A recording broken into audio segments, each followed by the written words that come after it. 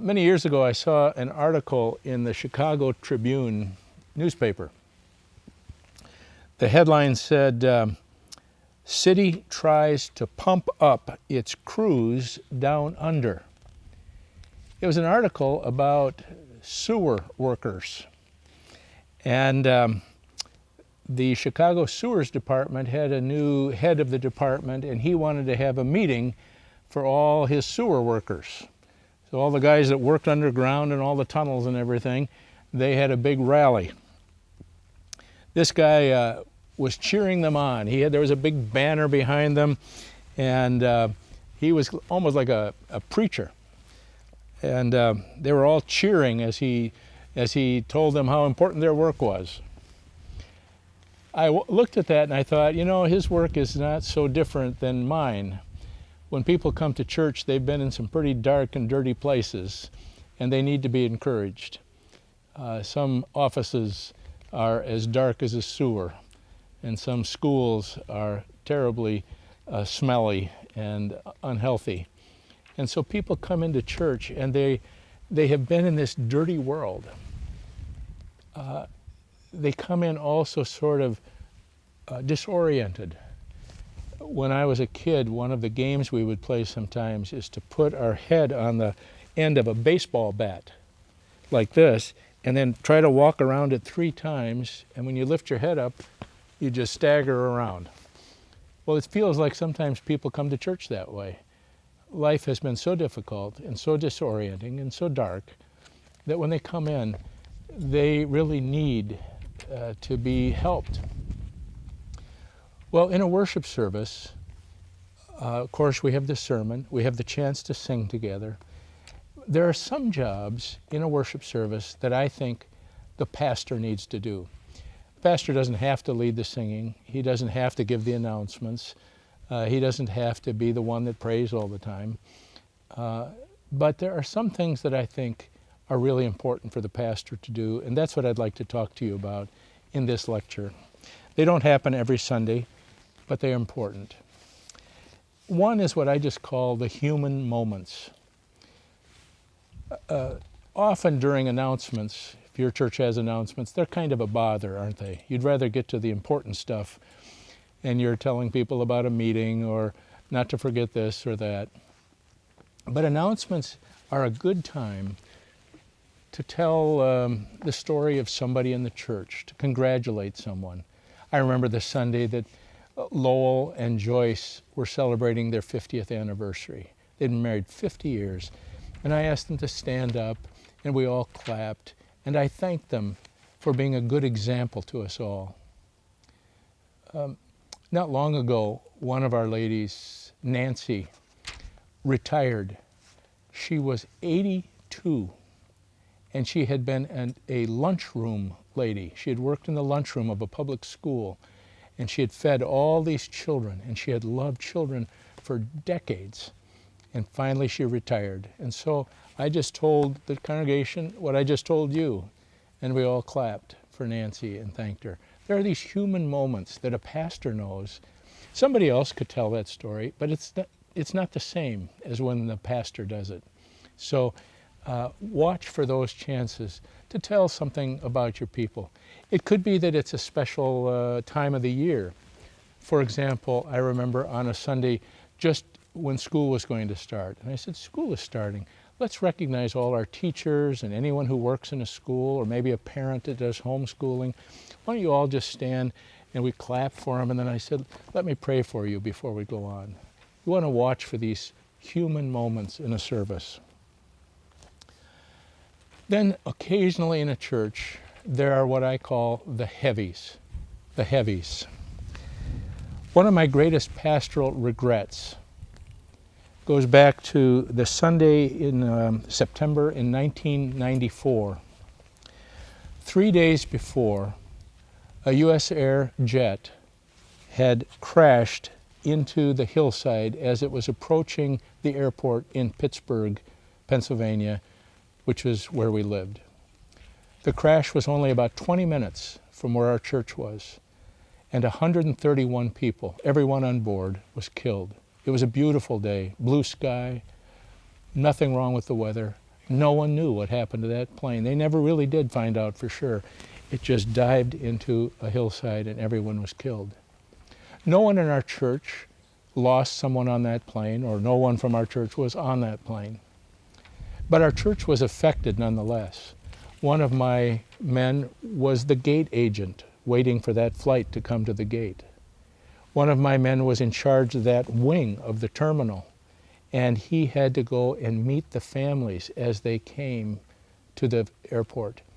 He had been in the Army in the war in Vietnam, and it brought back all kinds of traumatic memories for him. I had people in our church who had to work in the hangar where they brought eventually all the wreckage with all the human remains and smells and things, and he had to deal with that. That's what happened. Our whole city of Pittsburgh was in mourning. Every evening in the news for a week, they would scroll through all the names of the people who died. It was a terrible time. But that Sunday morning, 3 days later, I prayed for the families and so forth who were affected, but that's all I did. We didn't change our service. I was so set on doing what we had planned that I didn't really change anything very much at all. And later, one of the men in my church said, I wish we could have spent a little more time grieving and praying together and finding help for this trauma. Because a lot of people were traumatized just by the catastrophe, plus we had many people who were employed by that airline, and they weren't sure that the airline would survive this catastrophe because it wasn't in very good financial shape. So there was a lot of worry, and I didn't do a good job. I wasn't aware of being sensitive to the need. We've had other crashes. Every church in America, at least, was aware of ministering to people after the 9/11 tragedy. But there was another one, another crash, you might say, in the fall of 2008. In America, at least, that fall, all of a sudden, the stock market and the financial markets all crashed. Things went very badly. People lost their savings. I had a lady in our church who she was retired and widowed, and she lost 60% of her savings overnight. So when people came to church that Sunday, they were traumatized by this. The young people hardly knew it had happened because they didn't have savings. They didn't have money that they had set aside for retirement. And it was nothing to them. They had their jobs in school. But for the older people, it was terrible. Well, I had learned my lesson. And so I thought, how can I help these people on this morning? So when they came, before we started anything else, any announcements or anything, I started by singing a little chorus that we have that says, He careth for you. He careth for you. He careth for you. And I sang that song. Then I just read scripture to them, like I would read at a hospital bedside. Some psalms of encouragement and of God's care and His presence. And then when that was done, I sang once more. No piano, no accompaniment, I just sang. I sang, His eye is on the sparrow, and I know He watches me. That ministered to the congregation. I had learned a lesson. Pastors are the ones who have to deal with the heavies. You can't have someone else do that. That's your job. TVS Seminary is a nonprofit project. Our joint effort will bring about the common purpose of making Christian education available around the world and developing good Christian servant leaders. You have a unique opportunity to partner in this effort through your prayer and or financial support of TVS Ministry. For more information, please visit tvsseminary.com.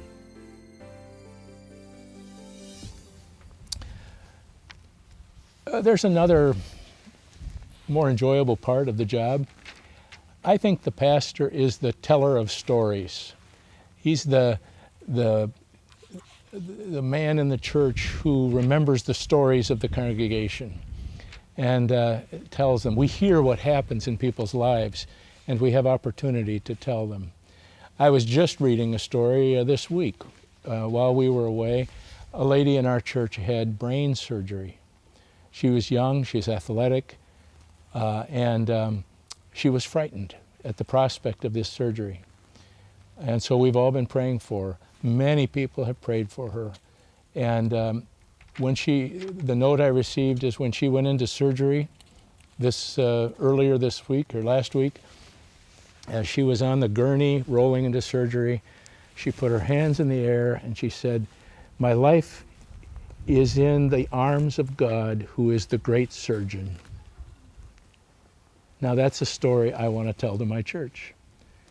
And I'm glad to report that she came through it marvelously and is home and she's recovering. One Sunday, my associate pastor, I asked him if he would just interview one of the men in our church who works with the Gideons. Are you familiar with the Gideons who give out Bibles? They had been at a fair and given out Bibles and seen people come to Christ. So he told the stories of that. One summer I was preaching on the Proverbs, and I realized that some people really spend a lot of time reading the Proverbs. They're always reading the Proverbs. So I sent an email to everybody in the church and said, if the Proverbs are especially important to you, would you let me know? And then on Sunday mornings, as I preached through Proverbs, one of the things we did was I had a woman come up, a young woman, whose mother had always read to her from the Proverbs every morning before she went to school. And she told about that. I had another man tell how he had, as a new Christian who was a businessman, how he would read the Proverbs every day and it helped him to think. My role in inviting them up and asking them to tell about this was important. That was a thing the pastor had to do. They could tell their story, but I needed to be the one that sort of connected them to the congregation. We have talked in another lecture about baptism, and we will talk about communion. So I'm not going to emphasize those, but those are pastoral moments. Whether the pastor is always doing those things, that's up to your local church. But these are special times. I love to serve communion because I like to look out over the congregation as people are served the elements. It's really special to me. I love the time in communion, or in a baptism, when I can just talk about the people. One Sunday it was Easter Sunday, and I had just baptized Drew. Drew had been a prodigal son. He had wandered a long ways from his Christian background and then found his way back to the Lord. And after Drew was baptized and when he stood next to me smiling, I said, "Some of you have a prodigal son or daughter, and I want you to look at Drew and remember that God doesn't give up. He keeps pursuing, and someday perhaps your son or daughter will stand here too." So that was something that only a pastor could really do, I think. Another thing a pastor does, you don't have to be the only one who does this, but is to pray. Pastors pray. We have other people in our church pray as well, our elders pray, but there is something special to the people when their pastor prays. But one of the things we have to be careful of as pastors is that our prayers aren't on autopilot, that we're not cliched about our prayers, because we can get like that. We can be so used to praying that we say the same things. We're praying for the sick, we say the same things.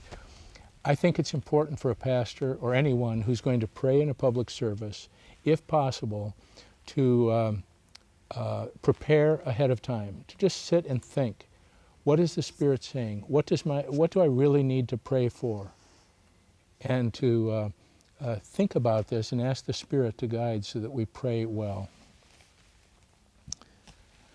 Then there are those occasions where we bless somebody in a service. We commission somebody. Just before my wife and I left for this trip to come here to Cyprus and do this assignment, our missions committee all came up on the platform and they put their hands on me and they prayed for me. Well, there are times in every church when we do that, when we commission someone, where we set somebody apart. Maybe they're beginning a ministry, maybe they're starting a short-term thing, maybe they're the teachers for a special class, and we put put our hands on them and bless them. It's one of the things that is unique to the church, the laying on of hands.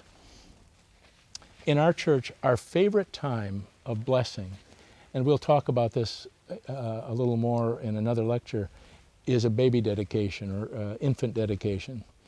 And one of the things we love is that after I have dedicated a child, then I or someone will carry that child through the congregation while music is played, and people reach out and bless the child. Bless you, Lauren. Bless you, Thomas. Bless you. Bless you. That's a really special opportunity for the church. Anyone can take those children around, and sometimes if we have more than one on a Sunday morning, others do, but I especially love to be able to do that as their pastor. Well, I'll tell you more about that later. I've mentioned in another duty that I love to do as a pastor is a benediction, so I won't repeat that. But these are things that pastors do in a service, and I don't think we should give them up too easily. These are privileges that we have.